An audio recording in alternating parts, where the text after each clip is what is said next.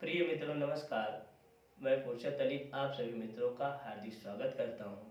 मित्रों, रश्मिरथी खंडकाव्य के द्वितीय सर्ग की कथा को लेकर के मैं आप लोगों के सम्मुख प्रस्तुत हुआ हूँ। द्वितीय सर्ग आश्रमवास है। आइए आश्रमवास में हम लोग पढ़ते हैं कि क्या इसकी कहानी है। सबसे पहले आप यह जान जाइए कि प्रश्न परीक्षा में कैसे पूछा जाएगा, क्योंकि यह 1 2 3 4 नंबरों का प्रश्न नहीं है, बल्कि यह पूरे 5 अंकों का प्रश्न है। मित्रों, 5 अंक का मतलब है 1% नंबर। ठीक, यूपी बोर्ड इंटरमीडिएट की परीक्षा में 5 नंबर का मतलब 1%। तो प्रश्न पूछा जाएगा कि रश्मिरथी खंडकाव्य के द्वितीय सर्ग की कथा को अपने शब्दों में लिखिए। तो सबसे पहले मित्रों आपको यह करना है कि रश्मिरथी खंडकाव्य के द्वितीय सर्ग का नाम क्या है। सबसे पहले आप यह जानिए। ऐसे ऐसे करके और जितने भी सर्ग हैं सभी सर्गों का आप पहले नाम जान जाइए। तो द्वितीय सर्ग का नाम है आश्रमवास। आइए अब आश्रमवास में हम चलते हैं कि लिखा क्या गया है।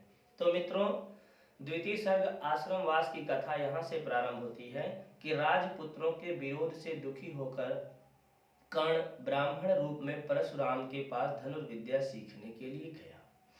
मित्रों, आपको यह जानकारी होगा कि कर्ण अपने बाल्यावस्था में जैसे राजपुत्र, राजपुत्र का मतलब यह है जैसे कि धृतराष्ट्र के 100 पुत्र थे और पांडव के 5 पुत्र थे। कुल 105 पुत्रों तथा अपने स्वयं के पुत्र अश्वत्थामा, कुल मिलाकर के 106 पुत्रों को शिक्षा अपने आश्रम में गुरु द्रोणाचार्य देते थे।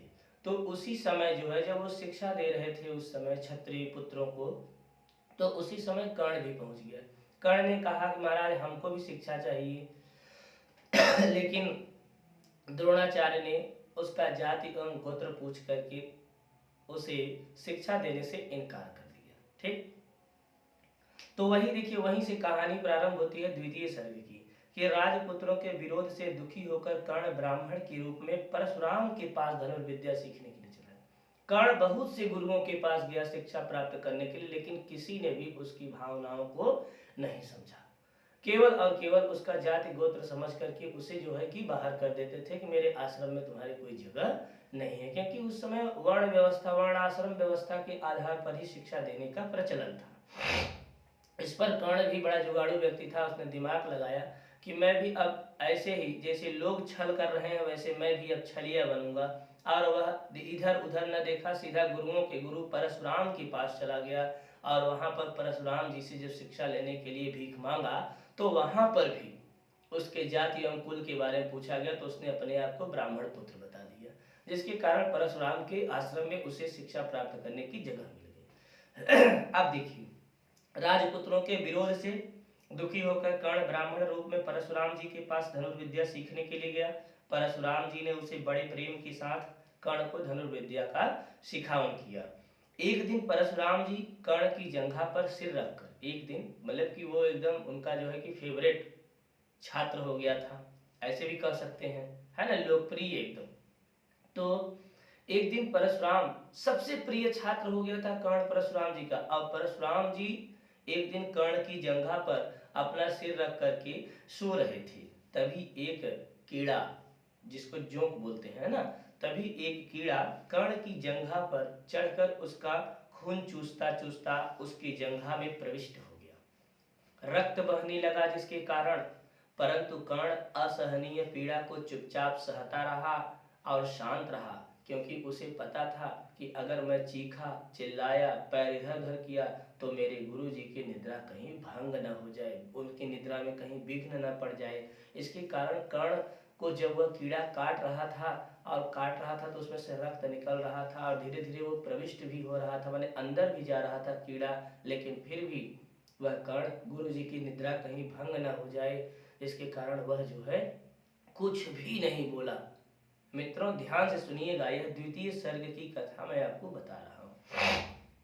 इसके बाद क्या होता है कि जंघा से निकले रक्त के स्पर्श से, जब वो जंघा से, कर्ण की जंघा से निकला हुआ जो रक्त था धीरे धीरे धीरे धीरे बहता हुआ जब गुरु परशुराम के शरीर से स्पर्श किया, तब उनकी निद्रा जो है तुरंत भंग हो गई।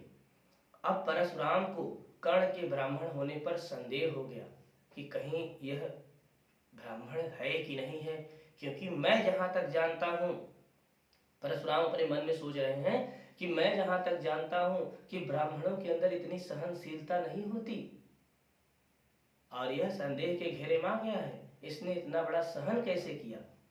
तो अंत में कर्ण ने अपनी वास्तविकता बताई। जब गुरु द्रोणाचार्य ने संदेह होने पर उससे पूछा, तब जो है कि अंत में उसने अपनी जो है कि वास्तविक स्थिति बताई। इस पर परशुराम ने कर्ण से जो है कि ब्रह्मास्त्र प्रयोग करने का अधिकार छीन लिया और उसे श्राप दे दिया।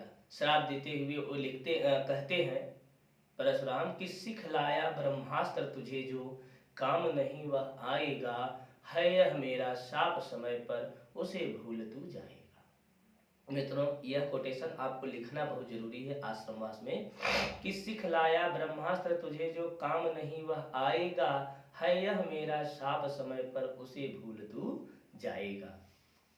श्राप प्राप्त करके कर्ण गुरु के चरणों का स्पर्श कर वहीं से खिन्न मन से चला गया।